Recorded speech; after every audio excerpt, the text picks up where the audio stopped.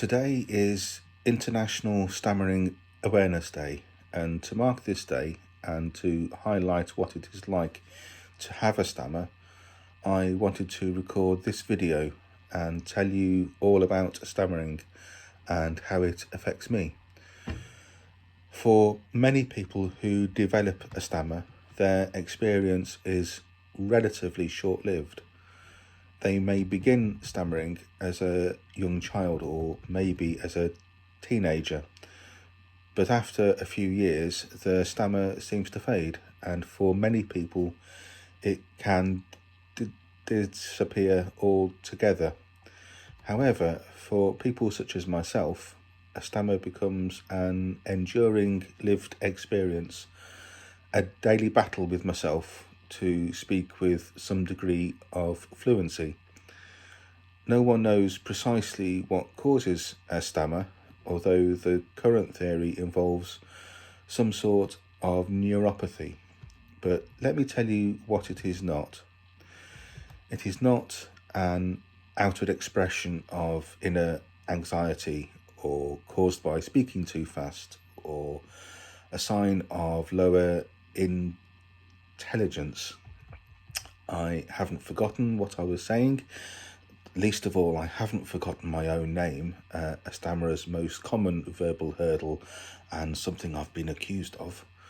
I'm not confused or muddled or shy. These are all genuinely things that non-stammerers have said to explain to me why I stammer. There are roughly about 1 million people like me who have a stammer that has lasted into adulthood, and every one of those 1 million people will stammer in subtly different ways. The most common forms of a stammer are blocking, repetition and elongation, or drawing out of a sound, usually but not always a vowel sound.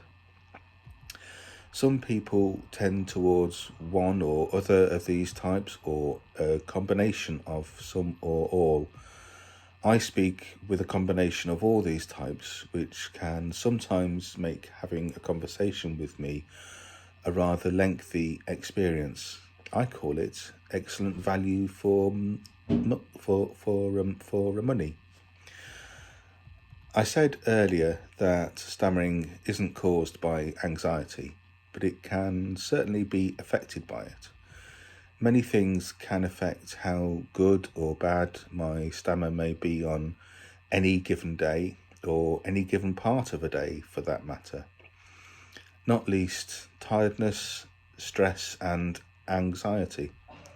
How much I stammer and how noticeable it can be affected by all sorts of things, such as who I'm talking to. Are you someone I know well, or someone I've just met? Are you a colleague, or do you hold rank over me? The tone of the conversation can affect my stammer too, whether it's a pleasant chat or something more formal. If there's emotion involved, this will also affect my stammer, and usually the deeper the emotion, the more formal, the more stressful the conversation, the more difficult fluency will be for me. I can pretty much guarantee that at the end of a long and particularly stressful day, having a deep and meaningful conversation, my fluency is going to take a tumble over a cliff. This is actually one of the most difficult things about having a stammer, how inconstant and changeable it can be, and how important a day like today is. Having a stammer can often be fairly invisible, partly because of how changeable it can be, but also because stammerers are very good at hiding their stammer, largely because of the social stigma about stammering. Many stammerers say how they feel shame and embarrassment when they stammer. So we develop a bag of tricks to help us disguise it. For instance, when I'm talking, I'm also scanning the sentence ahead for potential pitfalls and working out a way around them, which might be a word replacement or a tactical pause or a tactical filler word from which I can leapfrog onto the awkward word. I'm also monitoring my breathing because controlling a stammer uses an awful lot of air. You won't notice I'm doing this, of course, because after nearly 50 years, I've gotten pretty good at it. There are, of course, times when all that hard work falls apart, and these are the times you'll see me really struggling, out of breath and out of words. The good news is that there are ways you can help, and I don't mean finishing words and sentences for me. That's a massive turn off for a stammerer. I'm going to give you a few things you can do and some things to avoid to help me and the many others like me to communicate.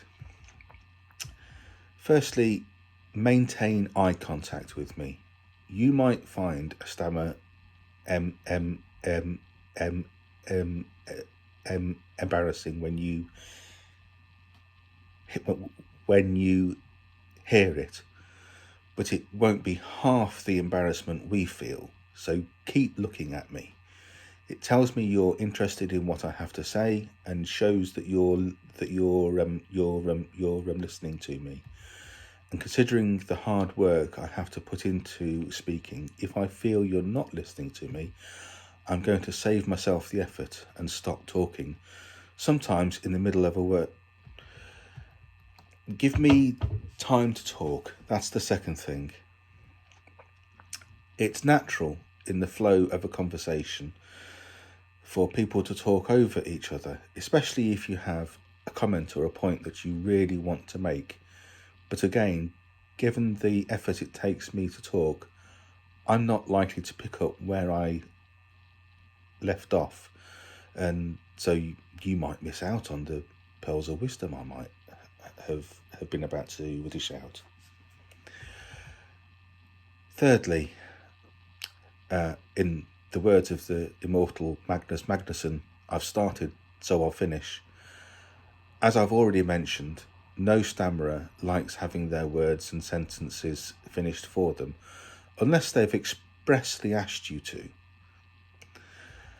Apart from anything else, you could be completely changing what I was going to say. So no matter how great the urge or how well-meaning the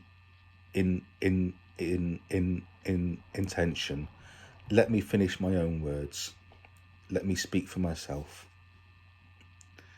Fourthly, be supportive.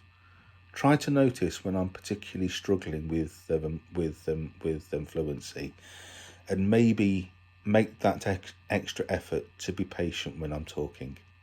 And finally, thank you for listening to me.